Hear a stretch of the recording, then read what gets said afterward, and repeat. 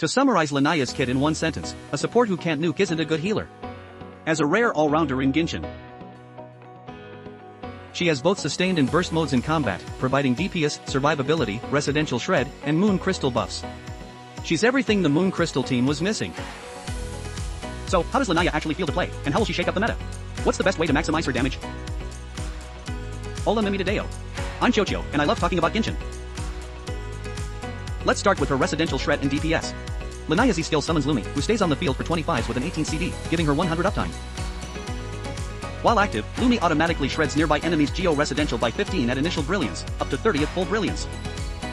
Plus, it's an aura-based shred, similar to Xylanen's. With the 20 from Geo-resonance, you're looking at a total of 50 Geo-residential shred. Lumi has 3 different forms. The most common is Super Lumi, summoned by tapping E. You'll know it's active because its hat glows. If a moon cage is nearby, it alternates between Moon Crystal DMG and normal Geo DMG. In Zbai's 18th rotation, it deals 4 Moon Crystal hits and 12 Geo hits.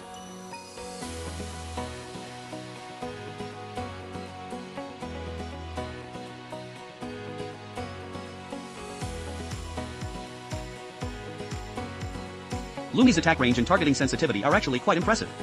It's top tier for a summon and even has some anti-air capability. Spamming E to feed Lumi triggers its ultimate form, dealing high multiplier AoE Moon Crystal DMG. With a slingshot, she can hit for 600k, with her signature weapon, she can hit 1 million.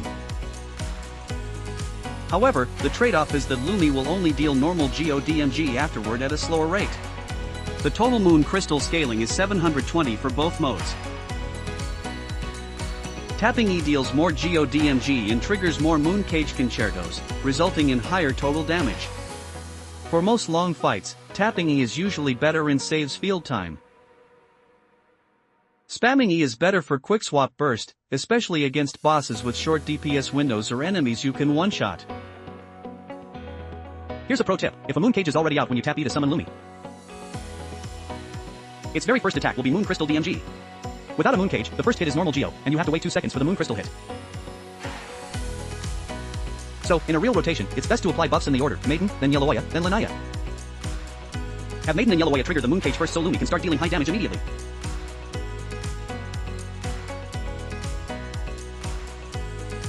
For the new playstyle, Linaiya also benefits from Linaiya's burst feathers and C4 death buff. Now, let's look at her healing. Her burst provides an initial team-wide heal and resets Lumi's duration, followed by 12s of single-target healing. Healing scales with DEF. At 2600 depth with a level 10 burst, she instantly heals the whole team for 9000 HP. The sustained healing is also very solid. As long as I don't get one shot, she can heal through anything. For buffs, she increases Team Moon Crystal based DMG by 14, maxing out at 2000 DF, just like Zbai. She also buffs the active character's EM based on her death if they have a Moon Omen. If not, she buffs her own EM instead. With 2500 DF, she gives 125 EM. It's not huge, but it's easy to trigger. Honestly, with healing and EM buffs, every Moon Bloom player will want her. Yep.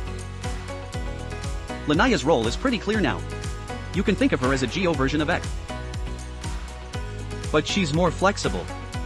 She offers support and survival while dealing great personal damage via Moon Crystals. She's the missing piece for Moon Crystal teams, providing the healing and residential shred they needed.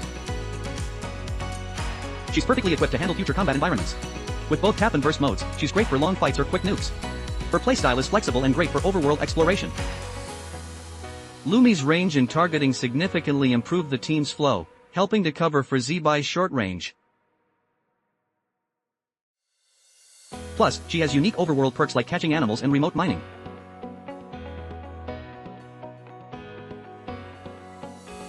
If I had to pick a downside, it's mostly just the inherent limitations of the Geo element. While the Maiden Yinifu combo is more versatile, the Maiden Linaiya combo has much better burst for bosses with short DPS windows. Of course, she's best paired with a Geo main DPS to fully utilize her core strengths. Now, let's look at Linaiya's team comps and how they perform in practice. As usual, I'll start with the most budget-friendly option. Since Moon Crystallized damage provides a high floor, you can build a basic team even with just one 5-star. Noelle's infused normal and charged attacks trigger high-frequency Moon Crystallize for the Moon Dragon Concerto. As a sub-DPS, Linaiya provides Residential Shred Elemental Mastery and Moon Crystallized DMG buffs. Here's a showcase featuring C0 or 0 Linaiya, C2 Noelle, and C0 Yellowaya. I tested it in Abyss Floor 12, and it's definitely viable in favorable matchups.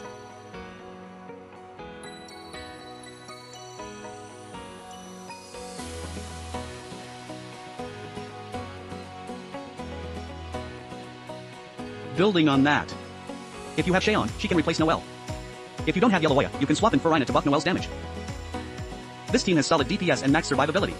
It's a very chill playstyle, and clear times can be pushed to around 60 seconds. Next, let's look at the premium Moon Crystallized team everyone's been waiting for. First question. Who should Linaiya replace when she joins the team? Let's try swapping out a C6 Goro for Linaiya first. This is a 3-gold team, C0 Shayon, C0 Yellowaya, C0 Linaiya with a slingshot, and C0 Zibai. Combined with previous line. As you can see, Zibai's burst and enhanced skill damage drop slightly, but Linaiya provides higher buffs to the entire Moon Crystallized team, resulting in higher total DPS. The overall team improvement is about 15. Plus, Linaiya provides 30 residential shred, which is a huge advantage against high resistance bosses. Now let's see how she performs when replacing Yellowaya. Generally speaking, a C6 Goro still provides a bigger buff than a C0 Yellowaya. For the fourth slot, C6 Yellowaya, C6 Goro, non-C6 Yellowaya. If neither is C6, Yellowaya is the better pick. But don't stress too much over who to kick, the fourth slot is a total flex position. Goro and Zibai offer 0.25 interruption resistance for a comfier experience, while Yellowaya generates more particles for smoother rotations. You can also bring Zhongli for shield breaking or Yinifyu as an electrocharged counter. Next, let's see how Linaiya performs with other Geo main DPS characters. Ito usually runs a triple Geo team with Goro, but those teams really lack residential shred. Xylonin needs C2 to help here, so low-budget teams are usually stuck with Zhongli. Linaiya solves this perfectly. Plus, her particle generation helps Ito maintain his burst uptime. Comparing the two teams, the Ito Moon Crystallized team is clearly faster. And the rotation feels much smoother too. She's also a nice buff for Nivea. While her skill damage might not match a Furina Xylonin hyper carry setup, adding Shayon and Linaiya turns it into a multi-carry team with significantly higher total output. Since Hydro and Electro can coexist, Electro won't mess up Moon Crystallized reactions. You can add Yinifyu to the Shayon Linaiya core for a fully automated AFK team. Just walk around and watch things die.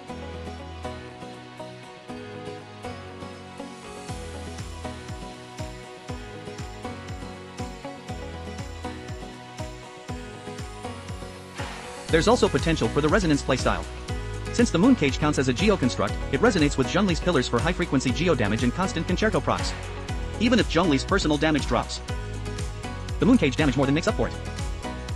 Manhui also handles the Hunter's Mirage well. Or, if you're feeling bold, you can play Linaiya as a main DPS. I tested it out. The initial Hammer Slam doesn't proc the Sacrificial Bow effect, but the subsequent Geo hits do. So, you can run Linaiya with the Firmament set and a Sacrificial Bow, paired with Goro to spam 2 slams in a row. You'll also have Shayon and the Moon Cage to clean up with extra damage. If you love seeing big numbers, this setup is definitely worth a try. Because Linaiya is so versatile, she's actually a great slot in for non-Geo teams too, especially in environments like Imaginarium Theater where off-field DPS and healing are always useful. Now that teams are covered, how should you build her?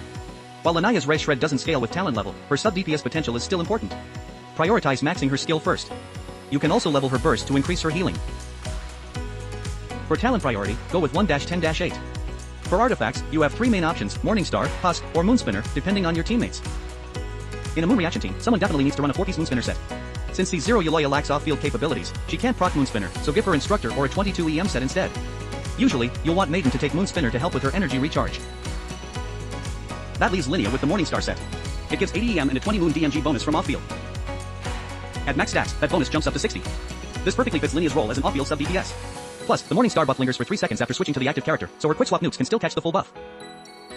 If the 4th slot in your Zibai team is Goro or a C2 Yellowaya, you can have both Linaiya and Maiden run Morningstar and let Goro or Yellowaya carry the Moonspinner set. This raises your team's damage ceiling. Husk and Morningstar are pretty much neck and neck, with Morningstar leading by less than 2. At C1, Husk pulls slightly ahead, so just go with whichever set has better substats. You can also use 2-piece Def and 2-piece EM as a transitional set. For stats, Linaiya needs to hit 2000 Def to max out her talent's 14 independent multiplier. For energy recharge, aim for 150 in triple Geo teams and 180 in double Geo teams if you want to burst every rotation. However, since Zibai is naturally tanky, bursting every 2 rotations is usually enough in practice, so you don't need to go crazy on ER substats. For main stats, go with DF Sands, a DF Goblet, and a crit or DF Circlet. Substat priority, crit DMG, crit rate Def EMER. Here's a general stat reference. For a C0 slingshot build, use DF crit for your main stats. Aim for 2300 DF and 80200 crit ratio and 200 EM. Moving on to weapon choices. Linaiya's signature weapon is the Frostbound Gilded Branch. It has an 88 crit DMG substat, and its effect provides 16 DF, 40 Geo and Moon DMG, and even buffs the team's Geo and Moon DMG by 20. Overall, it's a powerhouse weapon that doubles as a support tool. It offers a ton of value while being highly specialized. For 5-star alternatives, if you want raw damage, go with Aqua Simulacra, Hunter's Path, or Polar Star. You can also run Elegy for the end to give the team 100 EM and smoother rotations. In terms of total team DPS, these are all about 90 as good as her signature. For other options, the 3-star Slingshot is a great F2P baseline. You don't even need refinements, it just gives a flat 31 crit rate. Just keep in mind that Linaiya gains crit rate through Ascension, so it's easy to overcap when using Slingshot. You can also run Favonius Warbow to keep the team's energy flowing. Netweaver Hook is another solid choice for the high EM it provides. Looking at it this way, Moon Crystal teams are actually very budget-friendly. Zibai uses Harbinger of Dawn, Maiden uses Favonius or Prototype Amber, Linaiya uses Slingshot, and Euloia uses Favonius. Here is a damage comparison for Linaiya's different weapons. Now let's talk about the second one. When Linaiya uses her skill or triggers Mooncage Concerto, she gains 6 feathers up to 18 max. These feathers boost the whole team's Moon Crystal and Mooncage damage. Tapping her skill also consumes 5 feathers to increase her own nuke damage. Since the feather damage scales off Linaiya's def. Once you have C1, it's better to run 4-piece Husk with a DEF circlet to provide more team utility. Since Linaiya's feathers can be diluted by Euloia's buffs. C1 is roughly a 10 overall DPS increase. C2 is her major power spike. After triggering Mooncage Concerto, it grants the whole team 40 Hydro and Geo crit DMG, and her nuke damage is further increased by 150. While Moonglow is active, every time Lumi deals Moon Crystal DMG, it triggers an extra Mooncage Concerto that counts as being triggered by all Hydro and Geo characters. Each hit deals around 50k, and Lumi can trigger this 4 times per rotation. Those 4 extra Mooncage Concertos add up to about 600k extra damage, which is huge. One thing to note, though, even with that extra 150 crit DMG on her nuke, at C2, tapping her skill still results in higher total DPS. Tapping it triggers more Mooncage Concertos and stacks feathers more efficiently with C1, which in turn boosts Lumi's damage. Overall, C2 is about a 20 increase. C3 increases her skill level by 3, boosting Lumi's Geo and Moon Crystal damage. At C4, triggering Mooncage Concerto gives Linaiya and the active character 25 def each. If Linaiya is on field, these stack for a total 50 def bonus.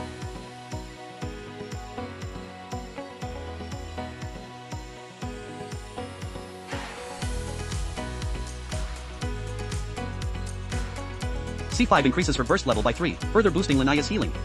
At C6, whenever Linaiya uses her skill or triggers Mooncage Concerto, she immediately gains 18 feather stacks with infinite refresh.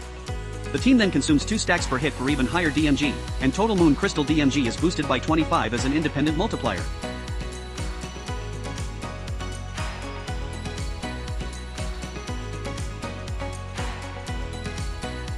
Next, let's look at the power spikes for Linaiya's constellations.